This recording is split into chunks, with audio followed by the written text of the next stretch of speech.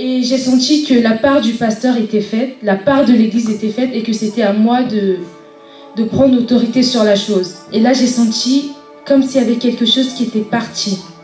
Comme si la chose s'était éloignée de moi, j'ai senti une...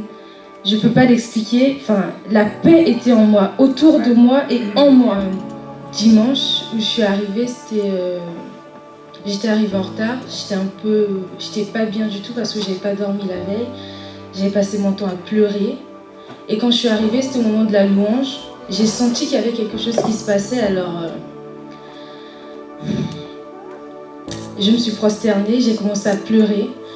Je me sentais tellement pas bien, personne ne le savait, personne ne le voyait. Alors j'ai dit à Dieu, ne me laisse pas rentrer tel que je suis arrivée, fais quelque chose pour moi. Et il ne s'est rien passé.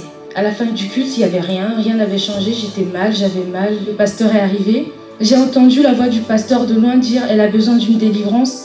Et là, tout était parti. C'était comme si on était deux en moi. Ça paraît bizarre même pour moi de le dire aujourd'hui. C'est comme s'il y avait deux personnes. Moi, j'étais à côté, je regardais.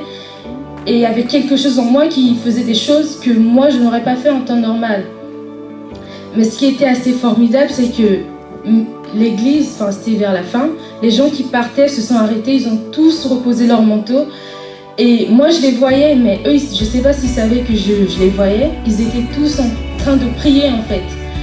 Et je voyais la force qui était en moi, menacer le pasteur, essayer de frapper le pasteur. Mais le pasteur... C'est comme si le pasteur était invisible. Je faisais ça avec ma main et je ne voyais pas le pasteur.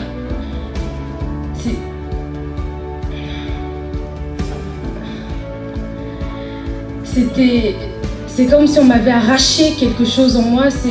J'étais plus maître de mon corps. Ça me projetait par terre, ça me jetait partout. J'avais vraiment peur. Je me suis dit, Seigneur, qu'il ne me laisse pas dans cet état-là, qu'il ne parte pas. J'avais vraiment peur de rentrer à la maison comme ça parce que là, c'était plus moi. C'est comme si moi, j'étais à côté dans le vide et que mon corps était là sans moi. Et le pasteur l'a vu. Je me souviens, moi, j'étais là. Je parlais en langue parce que je me souviens, le jour de la réunion des femmes, j'avais reçu le parler en langue. On m'avait dit que parler en langue, ça fait fuir les démons. Alors, j'ai commencé à parler en langue. Mais ce jour-là, c'était pas moi qui parlais et le pasteur a su reconnaître que c'était un faux parler en langue. Et alors, il a immédiatement prié, il a lié cet esprit et j'ai senti que la part du pasteur était faite, la part de l'église était faite et que c'était à moi de prendre autorité sur la chose. J'étais allongée là-bas, le pasteur était à côté de moi, les gens étaient autour de moi et j'ai senti comme une présence devant moi. Alors j'ai commencé à prier, à lier la chose et à chasser en sortant des petits bouts de psaumes que je connaissais.